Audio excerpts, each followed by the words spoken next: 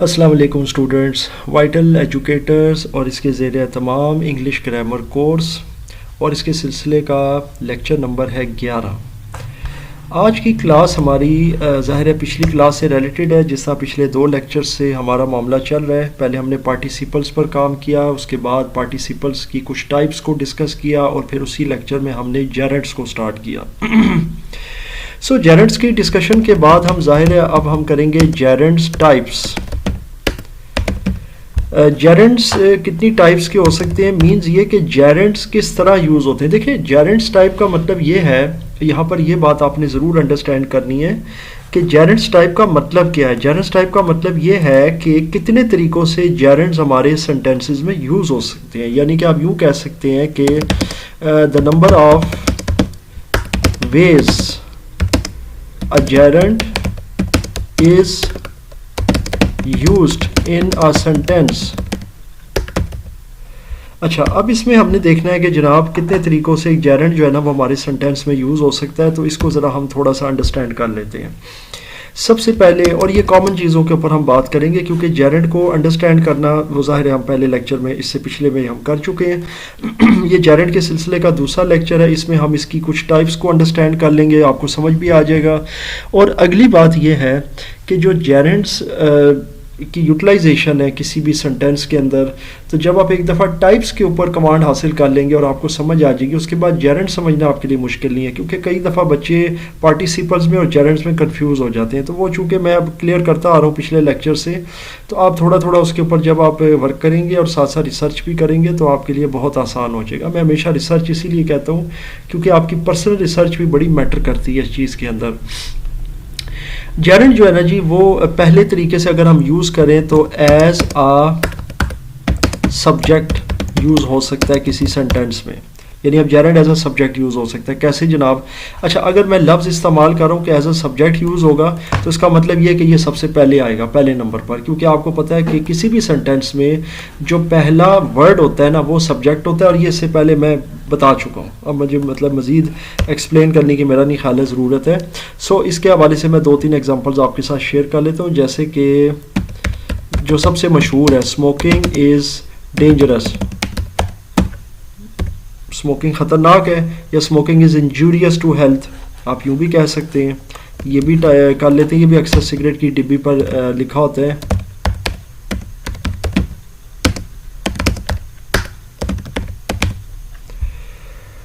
So smoking is injurious to health.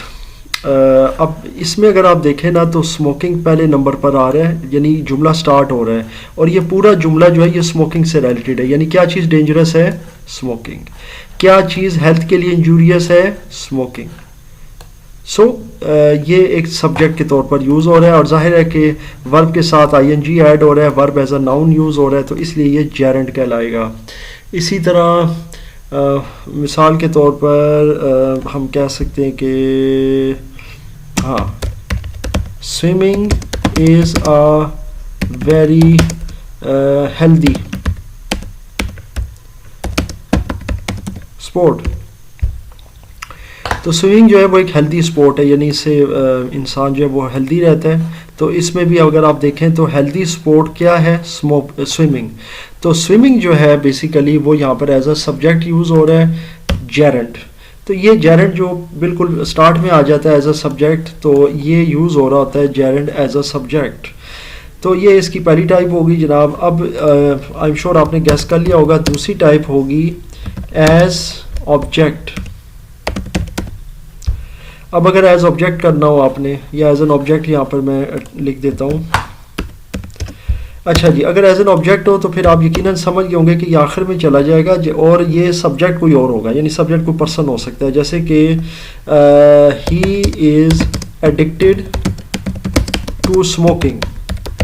अब अगर आप ये देखें तो यहाँ पर स्मोकिंग जो है वो एंड पे चला गया, तो एज एन ऑब्जेक्ट आ गया, और ही यहाँ पे सब्जेक्ट हो गया, और बेसिकली वो एडिक्टेड है स्मोकिंग से, यानी वो स्मोकिंग का नशा करता है, या यूँ समझ ले कि वो स्मोकिंग में हद से ज़्यादा इन्वॉल्व है। So he is addicted to smoking. तो यहाँ पर अब जो स्मोकिंग है ना वो एज एन ऑब्जेक्ट यूज़ हो रहा है, और वो किससे रिलेटेड है? सब्जेक्ट से। जो सब्जेक्ट है यानी कि ही, तो आपको भी पता है कि इसमें जो एक्शन ट्रांसपोर्ट होता है, यानी कि अगर एक जगह से दूसरी जगह पे अगर आप इसको ट्रांसमिट करना चाहें तो फिर सब्जेक्ट से ऑब्जेक्ट की तरफ जा रहा होता है, यानी ही से स्मोकिंग की तरफ। तो क्योंकि ही जो है ना वो स्मोकिंग करता है, यानी कोई भी यहाँ पे प्रोनाउन यूज़ हुआ है कि वो एडिक्टेड है स्मोकिंग से, तो इन दोनों का रिलेशन है। ही एज अ सब्जेक्ट है तो स्मोकिंग एज एन ऑब्जेक्ट हो जाएगा। अब इसके अलावा मैं एक और इसमें बना देता हूँ, जैसे आई लव प्लेइंग, सिंपल, मुझे खेलना पसंद है, या आई लव वाचिंग टीवी। अच्छा, अब अगर आप देखें तो ये वॉचिंग पहले आ गया है, लेकिन टीवी ऑब्जेक्ट बन गया है। अब इसमें थोड़ा सा अंडरस्टैंड आपने करना है। इसमें यह है कि आई तो सब्जेक्ट है, ठीक है, समझ आ गई। अब मैंने यहाँ आई लव प्लेइंग तक छोड़ दिया, वरना मैं इसके अगर आगे लिखूँ जैसे कि क्रिकेट, अब मैंने फर्स्ट करेंगे ऐड कर दिया, तो यहाँ पर जो जेरेंड है ना वो एज एन ऑब्जेक्ट नहीं यूज़ हो रहा, क्योंकि यहाँ ऑब्जेक्ट जो है वो क्रिकेट आ गया है, क्योंकि मुझे पसंद क्या है, क्रिकेट। खेलना तो हो गया, मैं समझ रहा हूँ, वो फिर एज अ वर्ब आ गया। इसी तरह आई लव वॉचिंग टीवी, अब यहाँ पर ज़ाहिर है टीवी ऑब्जेक्ट बन गया। तो हमें ये चीज़ जो है ना यहाँ से हटाना होगी। और लेट्स सपोज अगर इस तरह से जुमला आप बनाते हैं, आई लव प्लेइंग या आई लव वॉचिंग, या यूँ कह सकते हैं शी लाइक्स कुकिंग, तो ये सब जो है ना अब यहाँ पर जो जेरेंड होंगे एज एन ऑब्जेक्ट काम करें, क्योंकि यहाँ पर ये ऑब्जेक्ट बन गया है। उसे क्या पसंद है, उसे कुकिंग पसंद है, और ज़ाहिर है ये डायरेक्टली तौर पर जो है ना इसको हम डायरेक्ट ऑब्जेक्ट भी कहते हैं। डायरेक्टली ये सब्जेक्ट का ऑब्जेक्ट बन गया, यानी सब्जेक्ट यहाँ पर शी है तो ऑब्जेक्ट यहाँ पर कुकिंग बन गया है, तो इन दोनों का डायरेक्ट रिलेशन हो गया। इसी तरह यहाँ पर आई यानी मेरा, मैं अपने बारे में बात कर रहा हूँ, आई लव वॉचिंग, तो मेरा डायरेक्ट रिलेशन वॉचिंग से बन गया, मुझे देखना पसंद है क्रिकेट या वट, तो क्या ये इसका direct relation. I love playing, तो ये जो प्लेइंग है और आई है इनका आपस में डायरेक्ट रिलेशन बन गया, तो ये डायरेक्ट ऑब्जेक्ट भी कहलाता है या जेरेंड एज एन ऑब्जेक्ट भी कहलाता है। तो ये जनाब इसकी जेरेंड की हो गई है दूसरी टाइप। अब चलते हैं जनाब इसकी तीसरी टाइप की तरफ। और तीसरी टाइप क्या हो सकती है, देखें तीसरी टाइप में as an object of preposition use होता है जेरेंड, यानी कि as an object of preposition. अब ये क्या चीज़ है, देखें जी, इसमें ऑब्जेक्ट ऑफ प्रेपोजिशन का मतलब ये होता है कि जेरेंड आएगा और जेरेंड के बाद या उससे पहले एक प्रीपोजिशन ऐड हो जाएगी। प्रीपोजिशन या प्रेपोजिशन होती है जैसे the, for, in, on, at, whatever.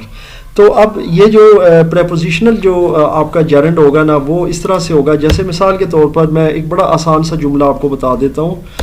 I am sorry for being late. देखें ये जो है ना ये बीइंग, ये बेसिकली तो जेरेंड आ गया है, और फॉर जो है ना ये प्रीपोजिशन है, इससे पहले लग गई है और ये इसके साथ रिलेशन बना रहा है, और मैं माजरत खा हूँ कि मैं लेट हो गया। तो ये बेसिकली जो जेरेंड है वो as an object of preposition में आ गया, यानी इसके साथ प्रीपोजिशन लग गई है। एक और भी इसमें जुमला, बल्कि मैं दो तीन की कोशिश करता हूँ। शी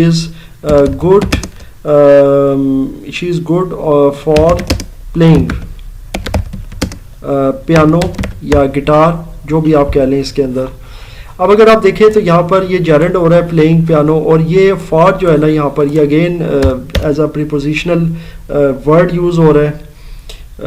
तो आई एम श्योर यहाँ तक आपको ये चीज़ समझ आ रही है। इसी तरीके से he is accused of looting a person। अच्छा, अब अगर इस चीज़ को देखें, ये एक सेंटेंस है। अब ये लूट जो है ना, ये कुछ वर्ड ऐसे होते हैं जिनको इंग्लिश में भी इस तरह हम यूज़ करते हैं। ये भी मैं अपने अगले लेक्चर में किसी में बताऊंगा आपको। बहुत सारे वर्ड्स ऐसे हैं हमारे जो हम उर्दू में इस्तेमाल करते हैं, वो बेसिकली इंग्लिश के वर्ड्स होते हैं, इनको भी मैं बताऊंगा। अच्छा, ही इज़ एक्यूज्ड ऑफ, उस पर इल्ज़ाम लगा या वो किसी इल्ज़ाम में पकड़ा गया, मुलजिम है कि उसने एक पर्सन को लूटा या उस मतलब उसके साथ डकैती की या उसकी चोरी की, जो भी है। अब अगर आप ये देखें तो ये ऑफ जो है यहाँ पर ये एज अ प्रीपोजिशन यूज़ हो गया है जेरेंड से पहले, तो ये भी जेरेंड जो है ना as an object of preposition कहलाएगा। इसी तरीके से I love teaching the maths subject, अच्छा, अब यहाँ पर मैंने जो दी लगा दिया प्रीपोजिशन, यानी आई love teaching the math subjects, ये ज़रा एक तो इसको थोड़ा सा डेफिनेट कर रहा है इस कुछ चीज़ को। डेफिनेट आर्टिकल है, वैसे भी अगर आर्टिकल के हवाले से देखा जाए, ये भी आने वाले लेक्चर में मैं आपको आर्टिकल्स का बताऊंगा। तो मुझे पसंद है मैथ सब्जेक्ट पढ़ाना। तो ये आई एम श्योर आपको gerund as an object of preposition समझ आए। बाकी आप, मैंने बताया, ख़ुद भी प्रैक्टिस कर सकते हैं, रिसर्च कर सकते हैं। जितनी ज़्यादा आपकी रिसर्च होगी, वंस अगेन वही बात है, क्योंकि लेक्चर जो होता है ना वो हमेशा इतना ही होता है जितना वो आपको एक किसी चीज़ से इन टच कर देता है। लेकिन जाहिर है कि बाद में आपकी अपनी रिसर्च तो इम्पॉर्टेंट होती है। आप किताबों में से देख कर, इंटरनेट से सर्च करके और दीगर अपने असातिज़ा कराम से मशवरा करके, उनसे पूछ कर और उनसे सीख कर आप बहुत सारे जेरेंट्स को जो है ना जुमलों में बना सकते हैं। और मैं हमेशा रिकमेंड करता हूँ अपने स्टूडेंट्स को अपनी क्लासेस में कि आप अपनी कॉपी के ऊपर लाजमी ये जो एग्जांपल, जैसे फॉर एग्जांपल इस क्लास नंबर 11 में मैंने जेरेंट की आपको 3 टाइप्स बताई हैं, या यूँ कह लें 3 वेज बताए हैं जिनमें जेरेंट्स यूज़ होते हैं सेंटेंसेस में। तो आप इनके 10 से 12 जुमले हर एक के जो है ना वो आप कहीं से भी नकल करके या ख़ुद से भी बनाने की कोशिश करें। लेकिन ख़ुद से अगर आपको कोई मसला भी होता है या कोई प्रॉब्लम होती है तो वो फिर आप नेट से भी देखकर उस तरह से भी आप उतार सकते हैं। आप अपने टीचर से ज़ाहिर है गाइडलाइन ले सकते हैं, आप मुझसे भी पूछ सकते हैं। तो उसमें यह आपका फ़ायदा होगा कि आप जितने ज़्यादा जुमले बनाएंगे 10-10, 12-12 हर टाइप के, तो आपको इसकी एक नो हाउ हो जाएगी बेसिक कि आपने किस तरह रूल्स को फॉलो करना है। जैसे जेरेंट एज एन सब्जेक्ट होगा, एज एन ऑब्जेक्ट होगा या ऑब्जेक्ट ऑफ प्रीपोजिशन होगा, तो क्या रूल्स फॉलो करने हैं, किस तरह से बनाने हैं। तो ये तो यहाँ तक हो गया जी। अब लेक्चर के अगले हिस्से में चलते हैं इन्फिनेटिव की तरफ। अच्छा जी, इन्फिनेटिव क्या होता है जी? ये भी वर्ब है, यानी कि इट्स अ वर्ब फॉर्म, यानी कि it's a type of verb that acts as a noun, adjective and adverb.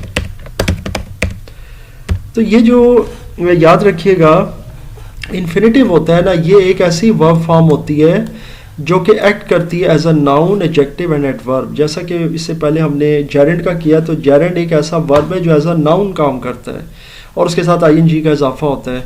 लेकिन ये जो है ना इन्फिनेटिव, ये नाउन, एडजेक्टिव और एडवर्ब के तौर पे काम करता है।